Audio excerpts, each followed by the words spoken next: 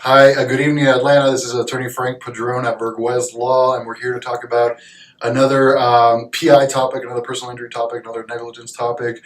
Usually we do these in Spanish, but we're doing some in English too, so that we can get the widest audience possible. As you can imagine, most of our clients are Hispanic speaking, but a lot of them are English speaking as well. So we want to make sure that we're reaching out to the Hispanic community because most of our members here are bilingual, or they have some Hispanic kind of influence, right? But we're also, American, born and raised, and so we like to, make sure that we're casting a wide net when it comes to our clients, right? And so the topic to discuss today about personal injury is just about hospital liens. Honestly, it's a thing that comes up a lot.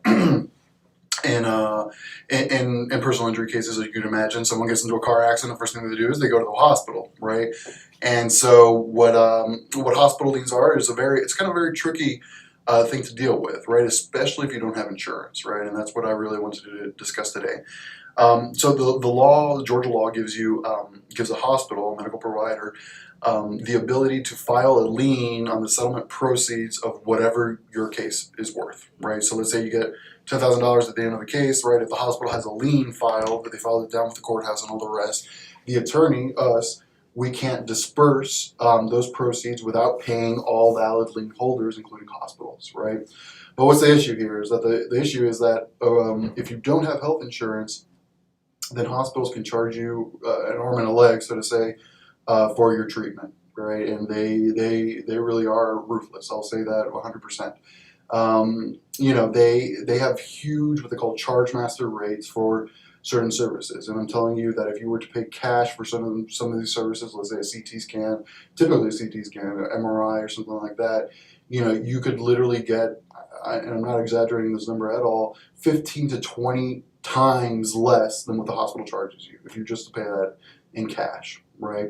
The hospitals have a whole list of excuses, and there's a whole area of litigation regarding hospital billing and all the rest, right? But just so that you know, because a lot of people don't know this when they get into an accident, they think that the first thing I should do, which is kind of common sense, is I should go get treatment immediately, right? Emergency care treatment. But once you do that, you're getting the emergency room bill, right? You're getting the doctor's bill. You're getting the radiologist bill that has to read the CT scan. Maybe your neck, back, and your neck, head, back, and your foot hurts, right? Oh, they're doing CT scans of each one of those, and now suddenly, and with all the seriousness of the world, that you may get a $20,000 bill or something completely exaggerated just for a few diagnostics to tell you that you're not that hurt.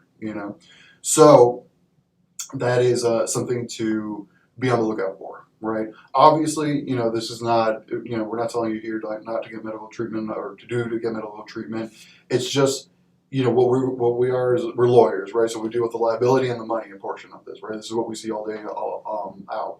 And I'd much rather pay our clients, money from their settlement that they deserve instead of a huge inflated hospital bill. So just to keep something in mind, obviously your medical treatment is your own prerogative, so just, do what you ever think is best.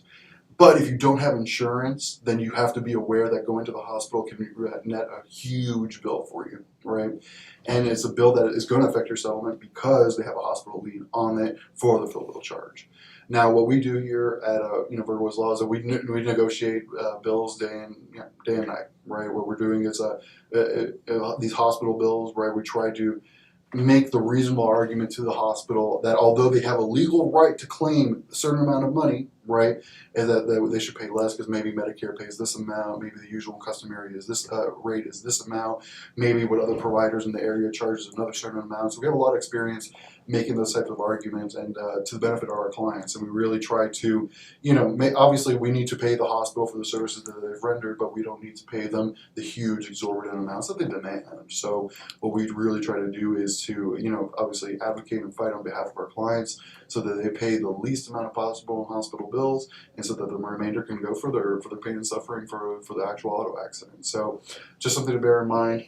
Hospital bills can get out of control very quickly when you don't have insurance, and that can affect your personal injury case. So if you have any doubts, anything at all, please get in touch with us. I'd be more than glad to help. I've actually done hospital billing litigation separately just from PI, right? So we have a lot of experience and knowledge on how to go about doing that.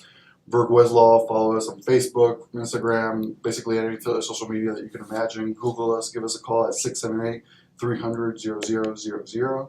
And thank you very much for your time this night, and I'm going to wish you a very good